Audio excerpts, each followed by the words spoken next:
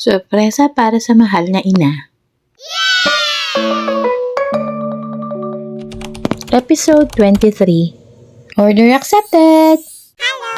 Wednesday, June 4 ay dinala ni Maring Donna ang mga bills na gagamitin para sa kanilang surprise money bouquet. Wow! At dahil kinabukasan din po, June 5 ang birthday ni Ma'am Bessing, inumpisahan na rin po natin ng June 4 ang kanyang money bouquet.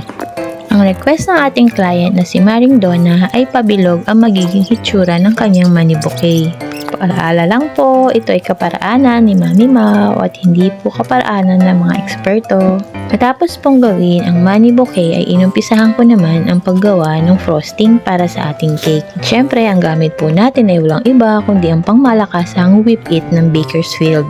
Ang features ng cake na napili ng ating client ay chocolate moist. Gagamitan po natin ng mga artificial designs with customized topper at ito po ay may kasamang free 12 mini cupcakes. And ang sabi po ni client, ang favorite po ng ating celebrant ay color yellow. Isa po sa mga cost ko sa aking customized cakes ay ang mga nagagamit po na paper towels or rolled tissues. After po malagyan ng design ang yellow frosting, ay ikakabit naman po ang mga artificial decorations. Usually po ay nagre-require ako ng 70% advance down payment ahead of time.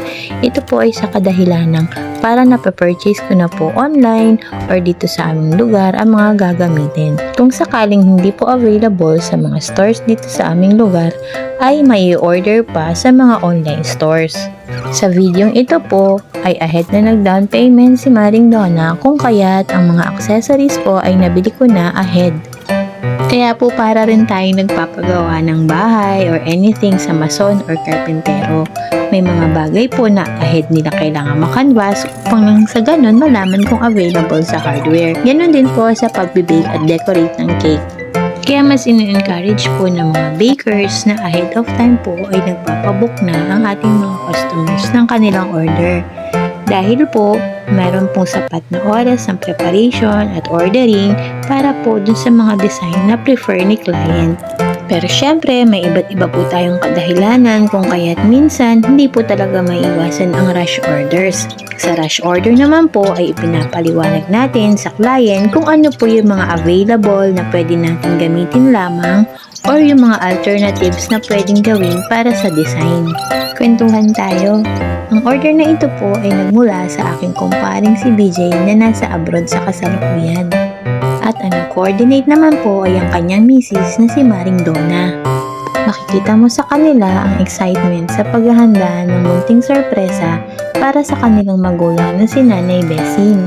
Ang package inclusive po ng kanilang order ay money bouquet, customized cake, 3 ham and cheese pizzas at isang sash. Nakakatuwa lang pong isipin na yung mga magulang, yung hirap nila sa pagpapalaki ng kanilang mga anak, talaga pong it pays off kapag yung mga anak naman nila ay lumaki na. Sila naman po yung gumagawa ng paraan para maibalik yung kasayahan sa kanilang magulang. Kaya po isang thumbs up sa lahat ng mga anak na nagpapasaya sa kanilang magulang. Salamat po sa wisdom ng bigay ng Lord at nakayari na naman po tayo ng ating mga pa-orders. At syempre, ang Mami Mau, feeling winner kapag nakatapos ng order on time. Sa ating pong birthday celebrant na si Ma'am Bessing, happy birthday po! Mula po kay paring BJ at Maring Donna, 10 ng inyong mga anak at mga apo, ipinapaabot po nila ang kanilang pagmamahal at pasasalamat.